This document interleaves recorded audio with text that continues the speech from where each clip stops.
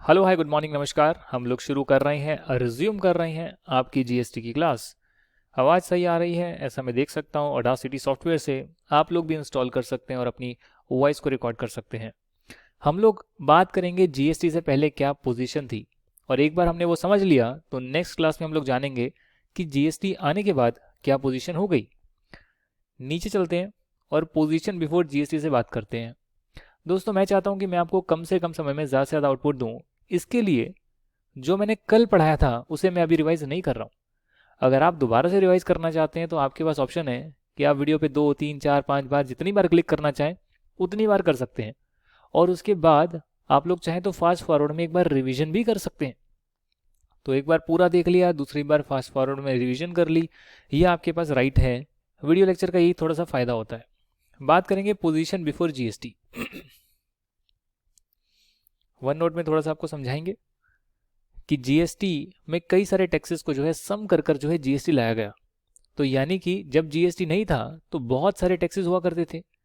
उसके बारे में हम लोग जानने वाले हैं, उस पोजीशन के बारे में जानने वाले हैं कि जीएसटी से पहले क्या था, बिफोर जीएसटी क्या माहौल था, वो हम लोग जानेंगे। बहुत सारे टैक्सेस होते थे, एक्साइज, कस्टम, कस्टम आज भी है, वैट, सेंट्रल सेल्स टैक्स, और बहुत सारे तमाम टैक्सेस होते थे। अब ये सारे जो टैक्सेस हैं इसमें मैं एक छोटी सी बात आपको बताना चाहता हूँ ताकि आपके जो है कॉन्सेप्ट जो है क्लियर रहें, पूरे जीएसटी के लिए भी और हम जो पुराना लॉ समझ रहे हैं उसके लिए भी।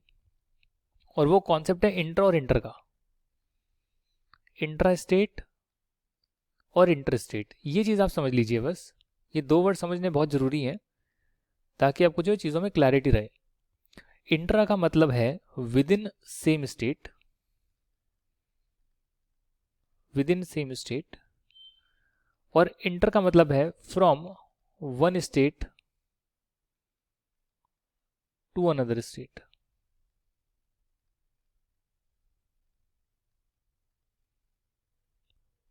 इसका मतलब ये कि अगर महाराष्ट्र में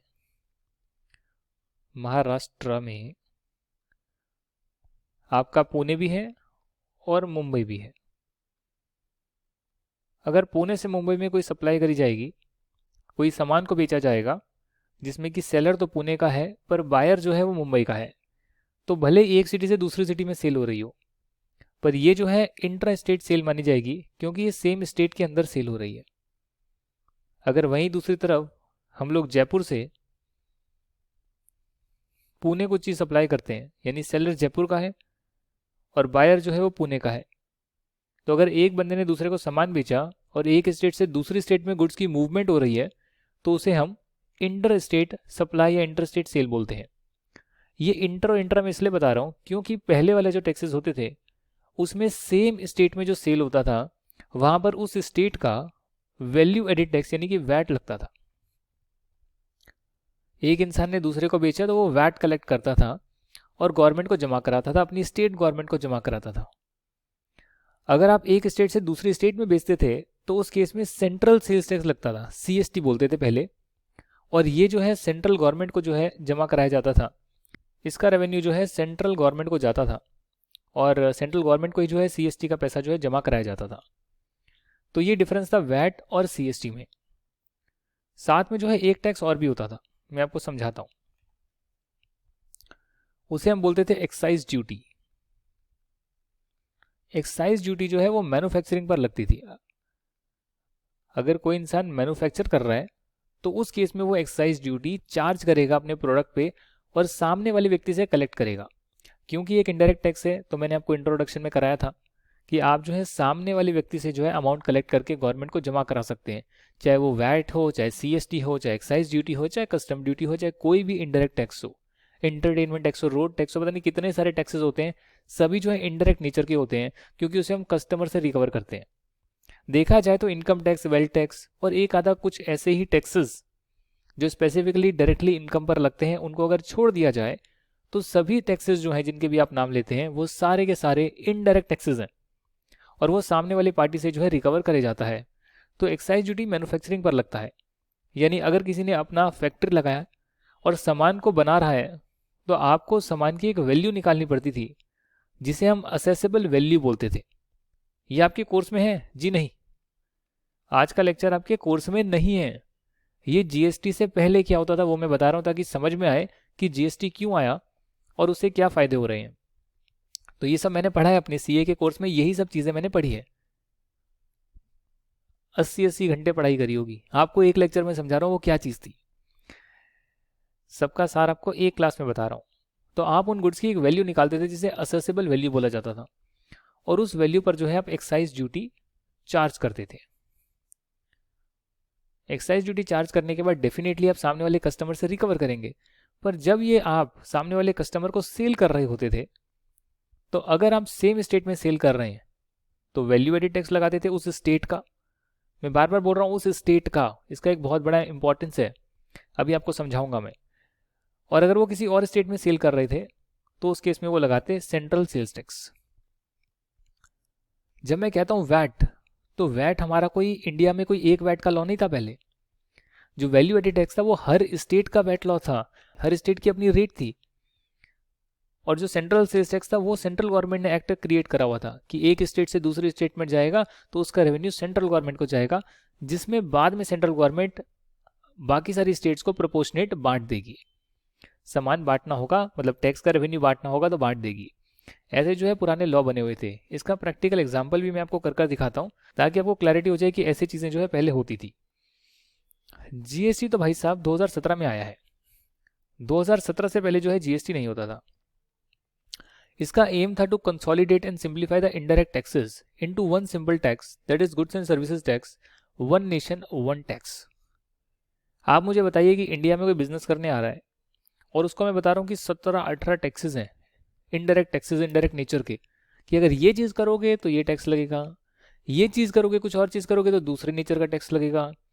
इतने सारे टैक्सेस बने हुए थे कि बाहर से कोई बिजनेस करने के लिए अगर आने का सोचता तो ये प्रोजेक्ट करना बहुत ज़रूरी था कि इंडिया एक कंट्री है और एक कंट्री का जो है एक ही इनडायरेक्ट टैक्स जो है लॉ होना चाहिए, ताकि बाहर वाले आए तो उन्हें बोल सकें भाई साहब गुड्स एंड सर्विसेज की सप्लाई करोगे तो जीएसटी लगेगा, और अगर इनकम कमाओगे तो इनकम पर इनकम टैक्स लगेगा। तो अब उनको समझ में आ गया कि अच्छा एक डायरेक्ट टैक्स है और एक हमारा इनडायरेक्ट टैक्स है, तो ज़्यादा कॉम्प्लिकेशंस नहीं है, एटलीस्ट सुनने में तो नहीं लगती है, एक्चुअली में है।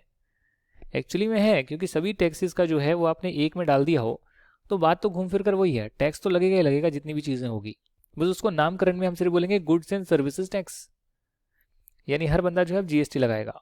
वन नेशन वन टैक्स बाहर वालों को प्रोजेक्ट करने के लिए ये सन 2000 से बात चल रही थी, ईयर 2000 से चल रही थी, और 2010 में लाने का भी था, नहीं आ पाया, दिक्कत हो गई, लोगों के मन में भय था। फिर मोदी गवर्नमेंट आई तो उन्होंने जो पुराना ही लॉ जो लाने का बात हो रखी थी उसको सबसे पहले जो है इम्प्लीमेंट करा, और 2017 में जो है जीएसटी को इंट्रोड्यूस करा गया, और काफ़ी सारे टैक्स लॉज को मर्ज कर जीएसटी लाया गया था। यहाँ पर देखते हैं क्या लिखा हुआ है। पहले बहुत सारे जो है इनडायरेक्ट टैक्सेस हुआ करते थे, जैसे एक्साइज ड्यूटी। मैन्युफैक्चर करोगे तो लगेगा, अगर मैंने कोई सामान खरीदा और ख़रीद कर मैंने डायरेक्टली बेच दिया तो मैं एक्साइज ड्यूटी चार्ज नहीं करूँगा, मैं वैट ज़रूर चार्ज करूँगा। जो बना रहा है वो एक्साइज ड्यूटी भी चार्ज करेगा और बेचने पर वैट भी चार्ज करेगा, या सीएसटी, सेंट्रल सेल्स टैक्स, अगर वो इंटर स्टेट सेल कर रहा है। तो ये पहले टैक्सेस होते थे जिसमें एक्साइज ड्यूटी एक है, वैल्यू एडिड टैक्स दूसरा है, सेंट्रल सेल्स टैक्स तीसरा है, एंड सर्विस की सप्लाई पर सर्विस टैक्स जो है वो सेपरेट है। इंटरटेनमेंट टैक्स मूवीज़ वगैरह पर लगता था वो अलग है। बहुत सारे और टैक्सेस भी थे जिनके नाम मैंने आने लिखे हैं, आपके स्टडी मटेरियल में गिवन है, और ये मैं आपको होमवर्क देता हूँ कि आपको आईसीआई का, आईसीएमआई का अगर आप कॉस्ट अकाउंटेंसी कर रहे हैं, आईसीएसआई का अगर आप कंपनी सेक्रेटरी कर रहे हैं, आपको अपने स्टडी मटेरियल खोलना है, उसके इंट्रोडक्शन के चैप्टर की रीडिंग लगानी है एटलीस्ट। उसमें सिर्फ ये देखना है कि उसमें कौन कौन से टैक्सेस थे जो जीएसटी में मर्ज हो गए, सिर्फ इतना पोर्शन आपको देखना है, ये आपका होमवर्क है। And one important thing, when we complete our chapter then you have to read your chapter from your study material as well.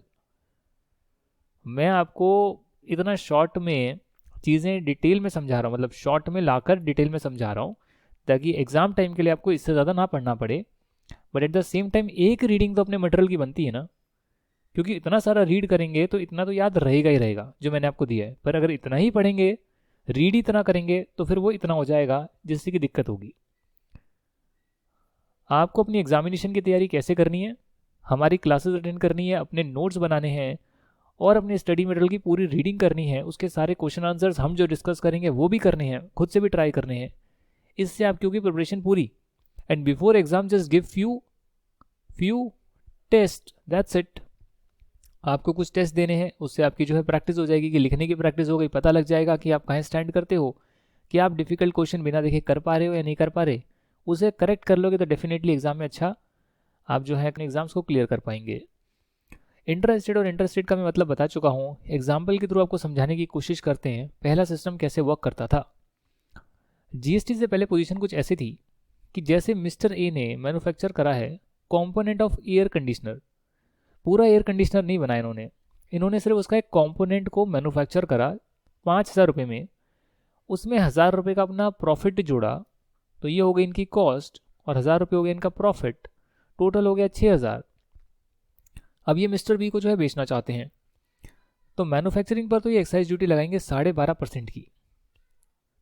Accessible value जो है वो है आपकी कॉस्ट और आपका प्रॉफिट है आपकी एसेसिबल वैल्यू, ये है 6,000 रुपये। इस पर अगर एक्साइज ड्यूटी लगाएंगे जिसकी रेट है 12.5%। एंड वेरी इंपॉर्टेंट थिंग कि एक्साइज ड्यूटी जो है उसका रेवेन्यू सेंट्रल गवर्नमेंट को जाता है। स्टेट एक्साइज भी होता है, वो भी कुछ प्रोडक्ट पे लगता है, उसका रेवेन्यू स्टेट गवर्नमेंट को जाता है। वो क्या होता है हम बाद में डिस्कस करेंगे। फिलहाल के लिए एक्साइज ड्यूटी एक सेंट्रल टैक्स है, सेंट्रल गवर्नमेंट को उसका रेवेन्यू जाता है और 12.5% निकल कर आया 750 रुपये। अगर मैं ऐड कर दूंगा तो मेरी सेल प्राइस निकल कर आएगी, और जो भी आपकी सेल प्राइस होती थी पहले उसमें आप वैट को जोड़ते थे। वैट की रेट है 5% अगर आप सेम स्टेट में कर रहे हैं, ऐसा पहले होता था, तो उसे जोड़ेंगे और यहाँ पर जो है आपकी इनवॉइस अमाउंट निकल कर आएगी, बिल की अमाउंट निकल कर आएगी जो कस्टमर आपको पे करेगा। अब जब कस्टमर ने आपको जो है 7,088 रुपीज़ पे करे, 7,088, उसमें से 338 आप अपनी स्टेट गवर्नमेंट को देंगे क्योंकि ये वैट है, और 750 आप सेंट्रल गवर्नमेंट को देंगे क्योंकि वो एक्साइज ड्यूटी है, और बाकी का जो है अपने पास रखेंगे। यहाँ पर आपको कुछ बातें जानने की बहुत ज़रूरत है। जैसे कि आप देख सकते हैं कि एक्साइज ड्यूटी पहले लेवी हुई और एक्साइज ड्यूटी लगने के बाद ये अमाउंट बनी आपकी 6,750। 6,000 की अमाउंट में अगर मैं एक्साइज ड्यूटी को जोड़ दूँ 750 रुपये तो आएगा 6,750। इस अमाउंट के ऊपर वैट लगा तो कहीं ना कहीं वैट इस पर भी लग गया और इस पर भी लग गया, यानी दोनों पर लग गया। तो एक्साइज ड्यूटी खुद ही टैक्स है और खुद टैक्स की अमाउंट पर भी जो है वैट लग रहा है। अजीब नहीं हो गया ये? इसको हम बोलते हैं डबल टैक्सेशन। टैक्स के ऊपर टैक्स लग रहा है, यानी कस्टमर एक्साइज ड्यूटी भी दे रहा है और उसके ऊपर एक्साइज ड्यूटी के पोर्शन पर भी वैट दे रहा है।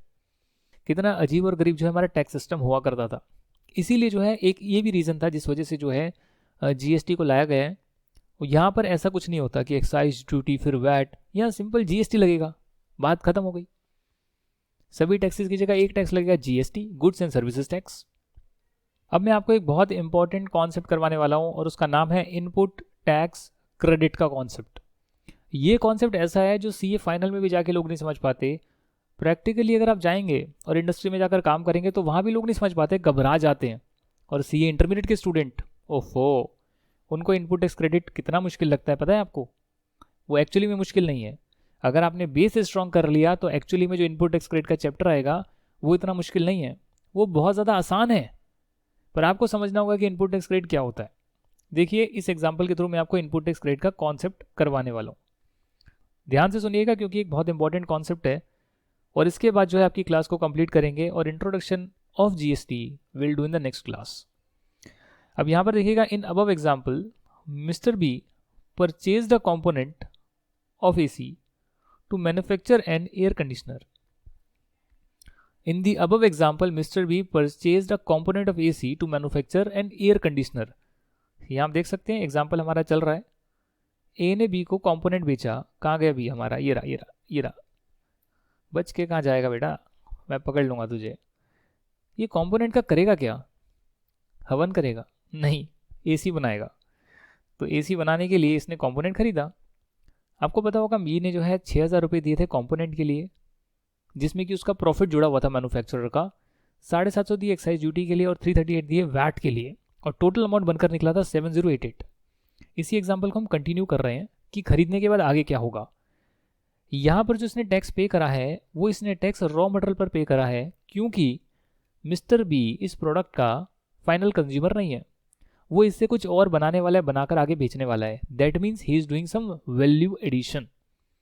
यहाँ पर जो ये मैन्युफैक्चर कर रहे हैं रॉ मटेरियल से, जो है जो भी इन्होंने टैक्स पे करा उस रॉ मटेरियल से कुछ मैन्युफैक्चर कर रहे हैं तो मैन्युफैक्चर करने के बाद जब ये आगे बेचेंगे तो बेचने पर ये फिर एक मैन्युफैक्चरिंग करेंगे तो फिर एक्साइज ड्यूटी ये कलेक्ट करेंगे अपने कस्टमर से, और फिर जब आगे सेल करेंगे तो कस्टमर से वैट भी कलेक्ट करेंगे, या अगर इंटर स्टेट करेंगे दूसरी स्टेट में बेचेंगे तो सीएसटी सेंट्रल सेल्स टैक्स को कलेक्ट करेंगे। तो यानी कि खरीदने के टाइम इन्होंने कोई टैक्स पे करा और जब बेचेंगे तो फिर से जो है टैक्स को कलेक्ट करेंगे। तो यहां पर गवर्नमेंट एक बेनिफिट देती है और उसे बोलते हैं हम क्रेडिट सिस्टम। यानी कि आपने जो इनपुट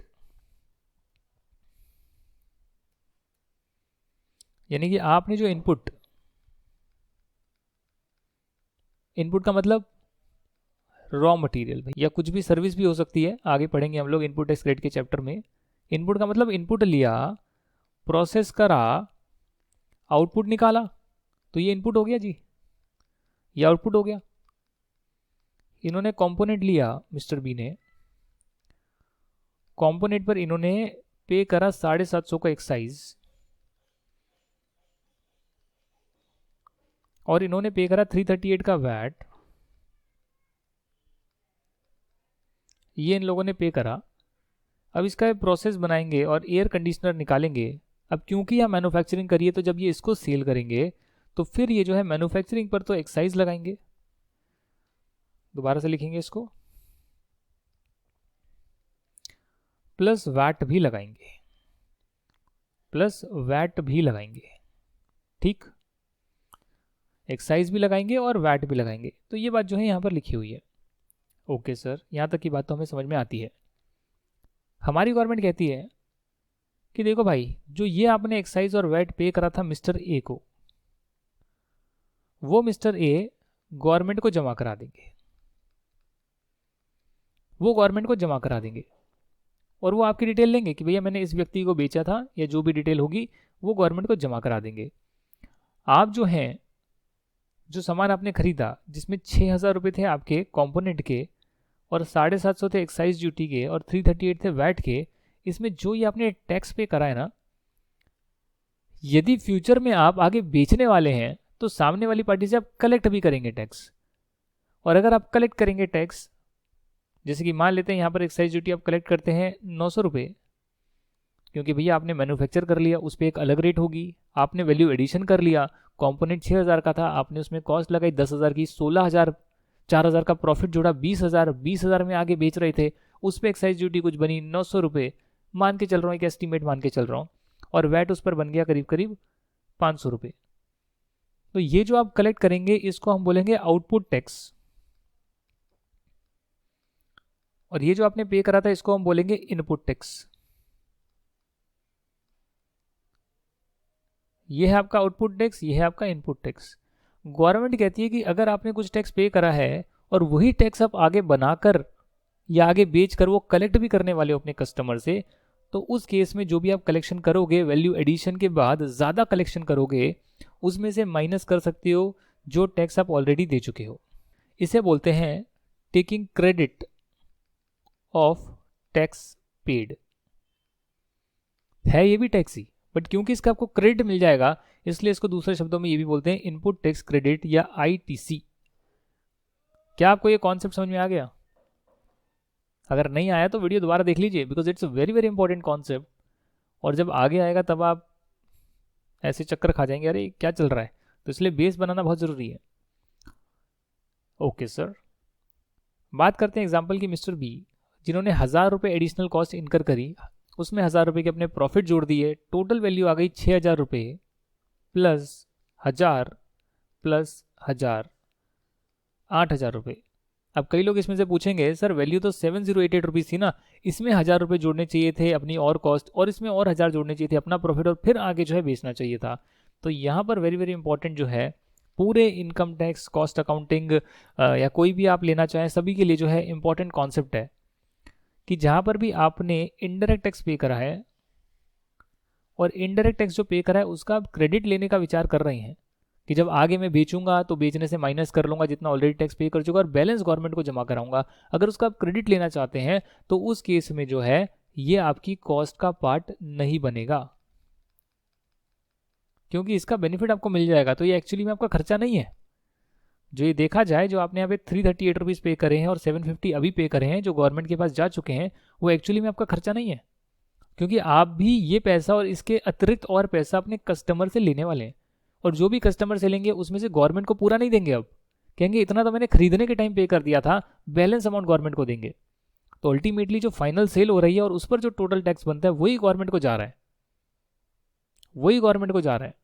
ये नहीं कि भैया पहली पार्टी ने पूरा टैक्स दिया, अब आप जो कलेक्ट कर रहे हैं सारा का सारा गवर्नमेंट को आप भी दे रहे हैं, फिर वो आगे किसी से जो है कलेक्ट कर रहे हैं वो सारा गवर्नमेंट को दे रहा है। इतना भी बुरा सिस्टम नहीं था। आपने जो पे करा और जब आप कलेक्ट कर रहे हैं ज़्यादा, उसमें से माइनस करेंगे इतना ऑलरेडी गवर्नमेंट को दे चुका हूँ और मेरी जेब से गया था जो गवर्नमेंट के पास पहुँच गया है, अब ये मुझे अपने कस्टमर से मिल गया पैसा, तो जो मैंने ऑलरेडी पे कर दिया वो मैं नहीं दूंगा, उसका क्रेडिट ले लूंगा और बैलेंस अमाउंट गवर्नमेंट को दे दूंगा। तो गवर्नमेंट को टोटल में क्या मिला? टोटल में क्या मिला? जो फाइनल कस्टमर से सामान बेचकर पैसा आया वो गवर्नमेंट को मिला। कुछ आप पहले से दे चुके थे, कुछ आपने एडिशनल और दिया। तो ये कॉन्सेप्ट है। तो क्योंकि इसका आपको क्रेडिट मिल जाएगा, इसके लिए आप इसको अपनी कॉस्ट का पार्ट नहीं बनाएंगे। कॉस्ट आपकी रहेगी 8,000 रुपये। इस पर एक्साइज ड्यूटी आप चार्ज करेंगे तो निकल कर आएगी 1,000 रुपये। वो सेल प्राइस पर जो है आप वैट चार्ज करेंगे, अगर सेम स्टेट में बेच रहे हैं तो आया 450, इनवॉइस अमाउंट आ गई 9450। यहाँ पर मिस्टर बी ने जो है 750 की जो एक्साइज ड्यूटी जो है ऑलरेडी पे कर चुके थे, 338 का वैट ऑलरेडी पे कर चुके थे जब मिस्टर ए से उन्होंने सामान खरीदा था, कंपोनेंट खरीदा था। अब मिस्टर ए ने जो है ये गवर्नमेंट को जमा करवा दिया होगा, एक्साइज ड्यूटी सेंट्रल गवर्नमेंट को, वैट स्टेट गवर्नमेंट को। अब मिस्टर बी ने जो है 1,000 रुपये की एक्साइज ड्यूटी और 450 रुपये का वैट अपने कस्टमर से कलेक्ट करा है, पर उसको सारा पे नहीं करना होगा। उसको कैसे पे करना होगा वो यहाँ गिवन है। देखिए, आपने एक्साइज ड्यूटी कितनी कलेक्ट करी अपने कस्टमर से? 1,000 रुपये की, माइनस एक्साइज ड्यूटी जो पे करी थी रॉ मटेरियल पर, जो रॉ मटेरियल यूज़ हुआ था इस पर्टिकुलर प्रोडक्ट की मैन्युफैक्चरिंग के लिए, तो वो थी 750 रुपये। तो माइनस करने के बाद आप 250 रुपये गवर्नमेंट को और देंगे। दैट मीन्स कि गवर्नमेंट को जो है 750 रुपये जो पहले मिल चुके हैं, आपने कंपोनेंट खरीदा तब पे करे थे, वो गवर्नमेंट के पास चले गए, और अब गवर्नमेंट को अतिरिक्त 250 रुपये आप और दे रहे हैं। अगर टोटल लगाएंगे तो गवर्नमेंट को तो 1,000 रुपये ही जा रहे हैं, जो ये 1,000 रुपये हैं। कुछ आप एडवांस में पे कर चुके थे सामान खरीदने के टाइम, जो अपने कस्टमर से कलेक्ट तो करा पर गवर्नमेंट को पे नहीं करा, उसका क्रेडिट ले लिया और बैलेंस अमाउंट जो है वो गवर्नमेंट को और पे कर दिया।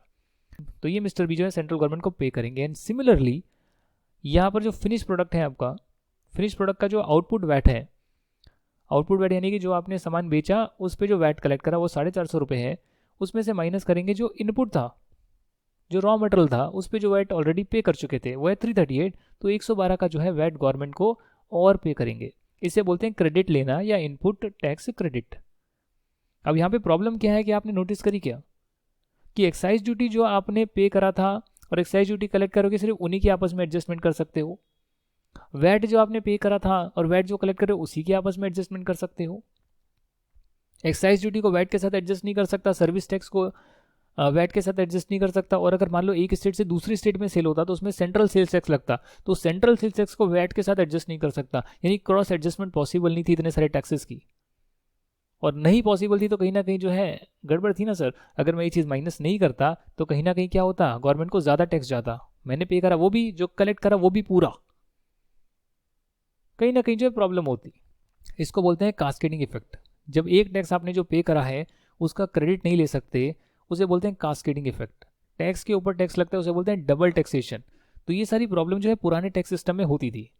गवर्नमेंट को यहाँ पर एक्साइज ड्यूटी मिली 750 और 250 आपने और पे करा तो 1,000 रुपये, और गवर्नमेंट को वैट जो है 112 रुपये आपने अभी पे करा, 338 ऑलरेडी अब कर चुके थे, ए को पे कर चुके थे, उन्होंने जमा करा दिया होगा, तो 450 का वैट पे करा। ये सेंट्रल गवर्नमेंट स्टेट गवर्नमेंट को टैक्स चले गया। अब इस एग्जाम्पल में अगर इंटर स्टेट सेल होती ना, मिस्टर ए मिस्टर बी को इंटर स्टेट बेचते, तो उसमें वैट की जगह जो है सेंट्रल सेल्स टैक्स बनता, और वैट और सीएसटी का आपस में एडजस्टमेंट नहीं होता। The reason is really simple, central sales tax जाता है सेंट्रल गवर्नमेंट को और वैट जाते हैं स्टेट गवर्नमेंट को। ये मैं आपको समझा चुका हूँ। तो एक गवर्नमेंट का रेवेन्यू दूसरे गवर्नमेंट का, ऐसे एडजस्टमेंट पॉसिबल नहीं होती है। और जीएसटी में भी कुछ इसी प्रकार होगा, वो हम बाद में जानेंगे। तो ये जो टैक्स है, अगर इसका क्रेडिट नहीं मिलता आपको, तो इसे आप रॉ मटेरियल की कॉस्ट का पार्ट बनाते, और उसके बाद जो है उससे प्राइस इन्फ्लेट हो जाता, उस पर फिर और टैक्सेस चार्ज करते, और ऐसे कर जो इन्फ्लेशन भी बढ़ती जाती। टैक्स का क्रेडिट नहीं मिलना और रॉ मटेरियल का उसको पार्ट बना देना, उसे कास्केडिंग इफेक्ट बोलते हैं। तो ये भी एक प्रॉब्लम थी, इससे भी जो है इन्फ्लेशन बढ़ती है, प्राइस बढ़ती थी, इन सबको दूर किया है। साथ में इसमें और भी बहुत सारी लिमिटेशन थी ओल्डर इनडायरेक्ट टैक्स सिस्टम में, पर अब क्योंकि जो है जीएसटी आ चुका है, इसके लिए हम फोकस करेंगे अपने करंट टैक्स सिस्टम पे, जो आपके कोर्स का पार्ट है। ये जो हमने पढ़ा अभी तक, ये आपके कोर्स का पार्ट नहीं था। इनपुट टैक्स क्रेडिट का है कॉन्सेप्ट, बट वो अलग चैप्टर है ना, उसमें पढ़ाऊंगा आपको। यहाँ पर एक आइडिया दिया कि पहले कैसे सिस्टम जो है वर्क करता था, और यहाँ पर कुछ हर्डल्स तो आपने देखी होगी, अगर यहाँ पर बेनिफिट्स बताएं जीएसटी के, तो इंडिया का एक मार्केट क्रिएट कर दिया, यूनिफाइड मार्केट, कि पूरा इंडिया एक कंट्री है और उसका एक ही टैक्स है। कास्केडिंग का इफेक्ट और डबल टैक्सेशन, मल्टीपल टैक्सेस जो लगते थे टैक्स ऑन टैक्स, उसको ठीक कर दिया गया जीएसटी से, क्योंकि सबको हटाकर सिर्फ एक टैक्स आ गया जीएसटी, तो एक का क्रेडिट दूसरे का एडजस्टमेंट हो ही जाएगा। इंडिया का जो है मेक इन इंडिया को बूस्ट करने के लिए भी थोड़ा सा दिखाया गया है कि आइए आइए इंडिया में आकर बनाइए, टैक्स सिस्टम हमने सिंप्लीफाई कर दिए हैं। और टैक्स बेस को जो है वाइडन करने के लिए कि बहुत सारी और चीज़ों को भी जो है जीएसटी के दायरे में ले आए हैं जो पहले कवर नहीं होती थी, तो उससे भी जो है टैक्स का रेवेन्यू कलेक्ट होगा। और टैक्स पेयर का जो है कंप्लाइंसेस भी इंप्रूव किया गया है जीएसटी लाने से, क्योंकि सारी चीज़ें जो है ऑनलाइन हो गई, जीएसटी पोर्टल बन गया। इन सभी चीज़ों के बारे में हम डिस्कशन करेंगे नेक्स्ट क्लास में। जीएसटी का फंडामेंटल सीखेंगे और फिर हम एक्चुअली में जीएसटी पढ़ना शुरू करेंगे। आज के वीडियो में आपका आई होप कि अच्छा बेस बन गया होगा। Now you have to revise all the concepts from the e book, take a print out और write in your copy. Revise करें before starting the next class. Thank you for watching. जय हिंद। Will see you in the next video then. Tata bye bye.